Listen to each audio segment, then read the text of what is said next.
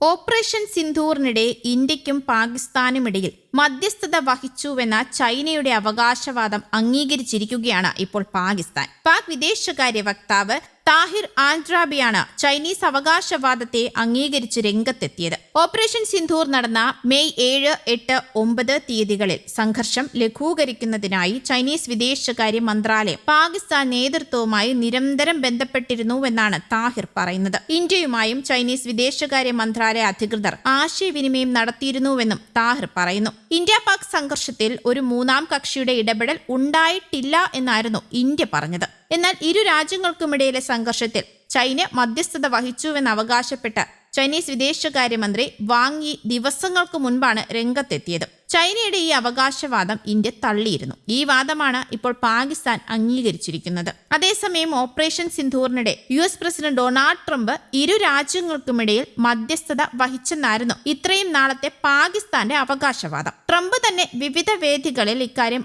ആവർത്തിച്ച് പറഞ്ഞെങ്കിലും ഇന്ത്യ അതും നിഷേധിക്കുകയായിരുന്നു. ഇന്ത്യ പാക് സംഘർഷത്തിൽ മൂന്നാം കക്ഷി ഇടപെടൽ ഉണ്ടായിട്ടേയില്ലെന്ന് ഇന്ത്യ വീണ്ടും ആവർത്തിച്ചിരുന്നു. പഹൽഗാം ഭീകരാക്രമണത്തിനു പിന്നാലെ ഇന്ത്യ നടത്തിയ ഓപ്പറേഷൻ സിന്ദൂരിൽ പാകിസ്ഥാനിലെ ഭീകര കേന്ദ്രങ്ങൾക്ക് കനത്ത പ്രഹരമേൽപ്പിക്കുകയായിരുന്നു. ഇരു രാജ്യങ്ങൾക്കുമിടയിൽ സംഘർഷാവസ്ഥയും ഉടലെടുത്തു. 4 ദിവസത്തിനു ശേഷം ഇരു രാജ്യങ്ങളിലെയും സൈനികർ തമ്മിൽ നടത്തിയ ആശയവിനിമയത്തിലൂടെ വിഷയത്തിൽ പരിഹാരമുണ്ടാക്കി എന്നാണ് ഇന്ത്യ വ്യക്തമാക്കുന്നത്. മൂന്നാം കക്ഷി ഇടപെടൽ വിദേശകാര്യ മന്ത്രാലയം പരസ്യമായി തന്നെ തള്ളിയിരുന്നു. ഈ വർഷം ലോകത്തുണ്ടായ പല സംഘർഷങ്ങളിലും ചൈന ക്രിയാത്മകമായ ഇടപെടൽ നടത്തി എന്നാണ് മധ്യസ്ഥത വഹിച്ചതിനെ പറ്റി വാങ് യി പറഞ്ഞത്. മ്യാൻമർ, ഇറാൻ ആണവ കരാർ, കംബോഡിയ തായ്ലൻഡ് തർക്കം, ഇസ്രയേൽ പലസ്തീൻ പ്രശ്നം എന്നിവയ്ക്കൊപ്പം ഇന്ത്യ പാക് സംഘർഷവും ചൈന പരിഹരിച്ചതായാണ് അദ്ദേഹം പട്ടികപ്പെടുത്തിയത്. രണ്ടാം ലോക മഹായുദ്ധത്തിന് ശേഷം ലോകത്ത് ഏറ്റവും കൂടുതൽ യുദ്ധങ്ങൾ നടന്ന വർഷമാണിതെന്നും ഇതിൽ നീതിപൂർവമായ നിലപാടാണ് ചൈന സ്വീകരിച്ചതെന്നുമായിരുന്നു അദ്ദേഹം അവകാശപ്പെട്ട് രംഗത്തെത്തിയത്.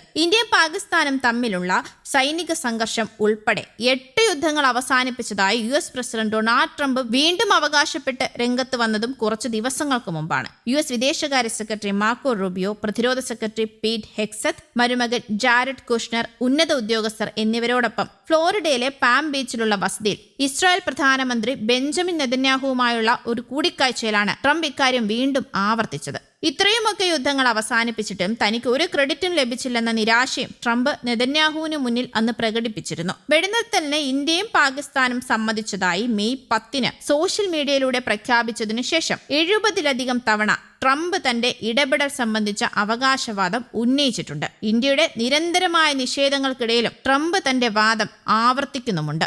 News desk, Kerala Kaumudi.